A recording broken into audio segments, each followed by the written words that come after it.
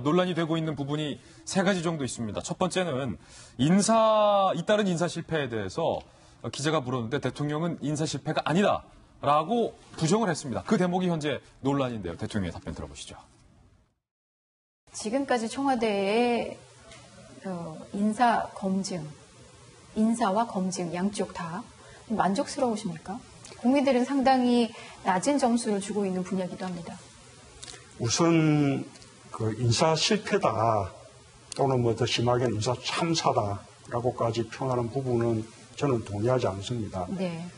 그 이유는 지금 뭐 이낙연 총리를 비롯해서 우리 이제 장관님들 잘하고 있지 않습니까?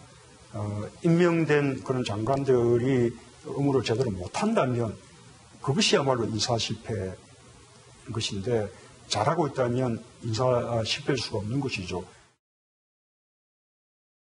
김영주 의원님, 지금 사실은 낙마한 사람들이 상당히 많고 그리고 임명된 장관에 대해서도 국회에서 동의를 못 받고 어쩌면 국민적인 합의를 못 받은 장관들도 많은데 인사에 대해서는 대통령이 그게 뭐가 문제냐, 지금 잘하고 있지 않냐라고 답변하셨어요? 사실은 이제 송 기자가 질문한 의도는 대통령께서 인사수석이라든지 일단 검증 과정에 있어서 제대로 걸러지지 못하고 청문회 가는 데 대한 대통령으로서의 불만이 있지 않으신가 이런 질문이었던 것 같아요.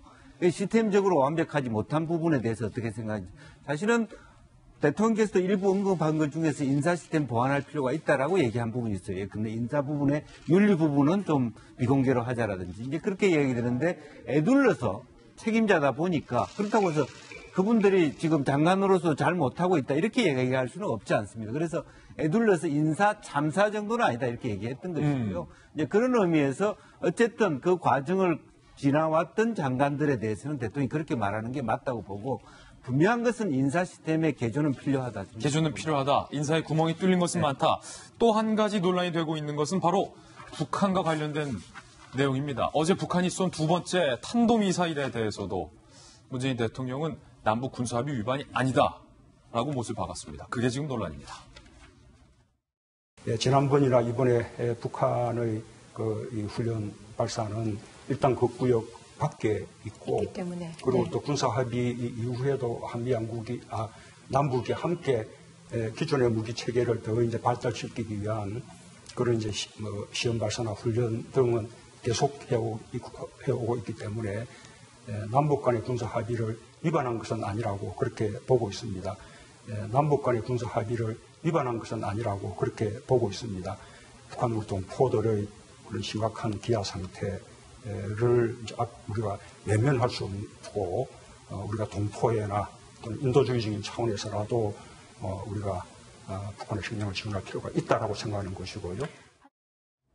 이 부분이 지금 논란인데 김병현 박사님. 네.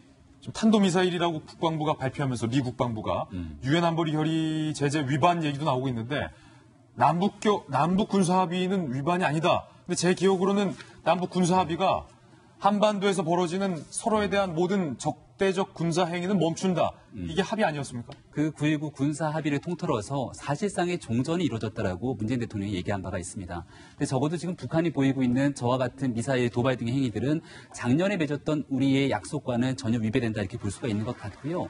사실 이쯤 됐으면은 문재인 대통령이 북한에 특사라도 보내서 좀 물어봐야 되는 것 아니냐라고 국민들이 물어봅니다.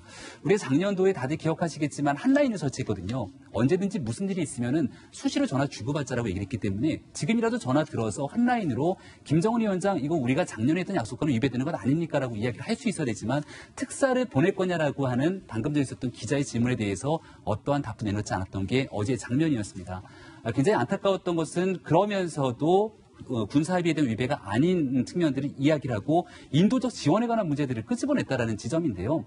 이 인도적 지원을 위해서 여야 대표가 같이 모여서 회동을 했으면 좋겠다고 문재인 대통령이 애써 이야기하는 모습들을 봤습니다. 지금 필요한 것은 인도적 지원을 위해서 여야 대표가 모일 것이 아니고요.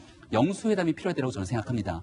문재인 대통령께서 여야 5당 대표 다 모일 필요 없습니다. 지금 현재로서는 더불어민주당과 한국당이 사실상의 양당 체제를 구축하고 있는 상황으로 볼 수 있기 때문에 특히나 안보에 대해서 가장 걱정과 우려를 제기하고 있는 자유한국당의 당대표가 됐든 원내대표가 됐든 단독 회담을 통해서 작금에 처해져 있는 한반도의 문제에 대한 국민적 합의를 이끌어 나가는 과정들이 굉장히 중요할 것이고요.